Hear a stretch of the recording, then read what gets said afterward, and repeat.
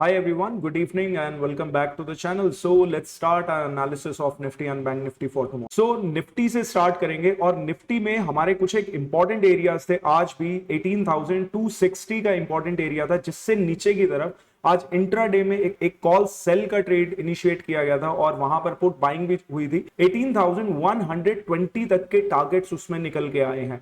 अभी निफ्टी में lower levels पे एक अच्छी सपोर्ट बन चुकी है, अपर एरियाज पर अच्छी एक रेजिस्टेंस बन चुकी है और डेली टाइम फ्रेम पे भी कहीं ना कहीं मार्केट थोड़ा सा अगर कल गैप अप ओपन कर जाती है तो मार्केट थोड़ा सा फंस सकती है।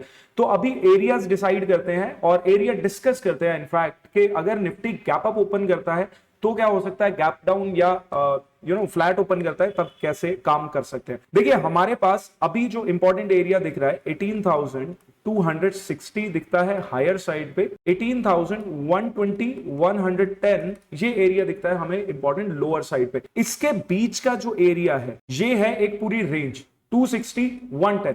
ऑल्दो रेंज थोड़ी सी बड़ी है, 150 पॉइंट्स की रेंज है। सो यहां पे हम इंट्राडे में तो डेफिनेटली काम कर सकते हैं बट एक डायरेक्शनल मूव यहां पर देखने को नहीं मिलने वाला है अगर इस रेंज में फंस जाती है मार्केट। तो मार्केट की ओपनिंग थोड़ा सा इंपॉर्टेंट रहने वाली है कि ओपन कहां पर करती है। देखिए अगर ओपन कर रहा है बिल्कुल फ्लैट ओपनिंग होती है 200 के आसपास, जैसा कि निफ्टी ने क्लोजिंग भी दी है 200 के आसपास ओपन कर जाता है, सबसे पहला ड्रॉप अराउंड 18,180। अगर 180 के आसपास से सपोर्ट उठा के 200 को क्रॉस कर रहा है प्राइस, हम एक कॉल साइड का ट्रेड इनिशिएट कर सकते हैं। एंड इस चीज को थोड़ा सा हमें चेक करके चलना पड़ेगा बिकॉज मार्केट एक रेंज में है, तो वहां पर हम जो टारगेट्स हैं हमें टारगेट्स को बहुत रियलिस्टिक रखना पड़ेगा। हम बहुत बड़े टारगेट्स के लिए एक्सपेक्टेशंस नहीं रख सकते।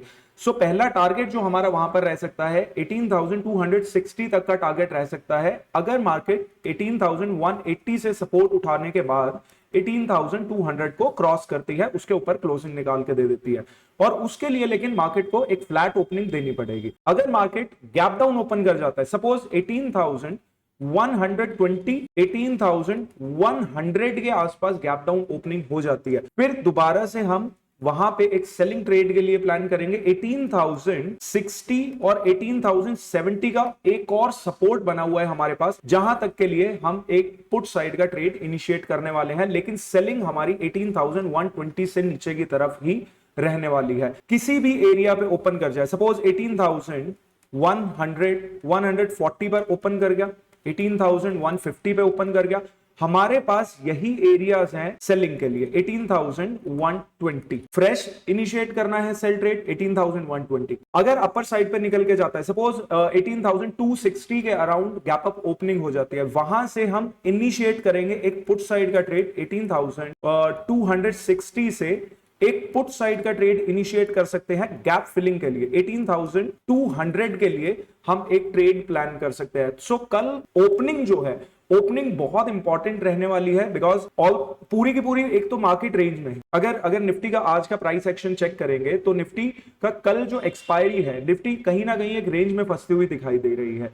उसके ऊपर से अगर ओपनिंग थोड़ा सा ऐसा हो गया कि ओपनिंग फ्लैट ओपन कर जाता है तो फिर दोबारा रेंज में फंसने के चांसेस और ज्यादा बढ़ जाएंगे। तो निफ्टी में ओपनिंग डिपेंड करेगी, बाकी गैप अप ओपन में 18,260 के आसपास हमें कुछ भी रिजेक्शन मिलता है, एक शॉर्ट साइड का ट्रेड 18,200 के टारगेट्स के लिए, गैप डाउन ओपन कर जाता है 18,120 से नीचे की तरफ हम सेलिंग के लिए ट्राई करेंगे, फ्लैट ओपन कर जाता है 18,180 से सपोर्ट एंड 200 को क्रॉस करके निकलेगा, प्राइस क्लोजिंग दे रहा है, हम 18,260 के टारगेट्स के लिए एक कॉल साइड का ट्रेड प्लान करने वाले हैं। तो अभी बैंक निफ्टी पे स्विच करते हैं और बैंक निफ्टी में देखते हैं कि कल किस हिसाब से हम ट्रेड कर सकते हैं। देखिए बैंक निफ्टी में 43,800 का काफी इंपॉर्टेंट एरिया था, काफी देर स्ट्रगल किया बैंक निफ्टी ने, इसी एरियाज पे ब्रेकडाउन हुआ और 43,500 तक के टारगेट्स हमें देखने को मिले हैं। तो अभी के लिए बैंक निफ्टी के पास जो इमीडिएट सपोर्ट निकल के आते हैं 43,500 43,600, ये दो इमीडिएट हमें सपोर्ट देखने को मिलते हैं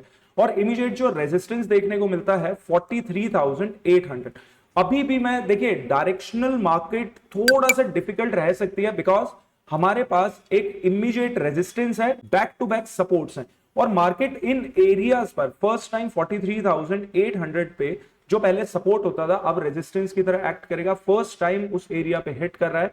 वहां से रेजिस्टेंस डेफिनेटली मिलने के हमें चांसेस है। रेजिस्टेंस वहां पे कब हमें नहीं फेस करने को मिलेगी, जब अगर वहां पर एक गैप अप ओपन कर गया है। अगर 43,800 से ऊपर मार्केट गैप अप ओपन कर जाती है, सपोर्ट लेने के बाद 43,850 को क्रॉस कर रहा है, हम वहां पर एक कॉल साइड का ट्रेड प्लान कर सकते हैं 44,000 तक के टारगेट्स के लिए। जो फर्स्ट हमारे पास राउंड नंबर फर्स्ट जो रेजिस्टेंस एरिया निकल के आता है 44,000 हमें देखने को मिल रहा है। अगर मार्केट बिल्कुल फ्लैट ओपन कर रही है, अपसाइड निकलने के बाद 43,800 के अराउंड हम पहला अपना पुट साइड का ट्रेड इनिशिएट करने के बारे में देखेंगे, और वहां से रिजेक्शन, और अगर 5 मिनट पे भी हमें अगर वहां पे एक बेयरिश पैटर्न देखने को मिलता है, बेयरिश एनगल्फिंग पैटर्न देखने को मिल गया, हमें इवनिंग स्टार देखने को मिल गया या इन्वर्टेड हैमर देखने को मिल गया, तो हम वहां पर एक पुट साइड का ट्रेड इनिशिएट कर सकते हैं 43,600 तक के टारगेट्स के लिए।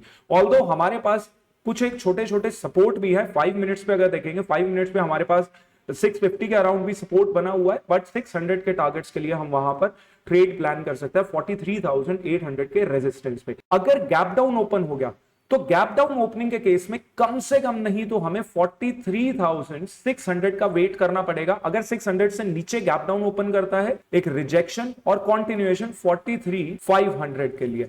देखिए फर्स्ट हाफ में जो एक एक्सपायरी ट्रेड है, एक्सपायरी ट्रेड के लिए फर्स्ट हाफ में मार्केट को एक रेंज में रहना पड़ेगा कि 43,500 इस एरिया पर थोड़ा सा रुक जाए और सेकंड हाफ में ब्रेकडाउन मिल जाए, या फिर हमारे पास जो इमीडिएट रेजिस्टेंस है 43,800, बिकॉज हमारे पास ऊपर की तरफ भी back to back resistance areas है। सो इसी रेंज में मार्केट बन के रहती है और सेकंड हाफ में इधर अ ब्रेकआउट या फिर ब्रेकडाउन देखने को मिलता है, तो हमें एक्सपायरी ट्रेड काफी बढ़िया बनता हुआ दिख सकता है। So that's it for today. I hope you like the video and if you did press the like button, and साथ में ही मिलेंगे कल सुबह 9 बजे। Till then bye bye and take care.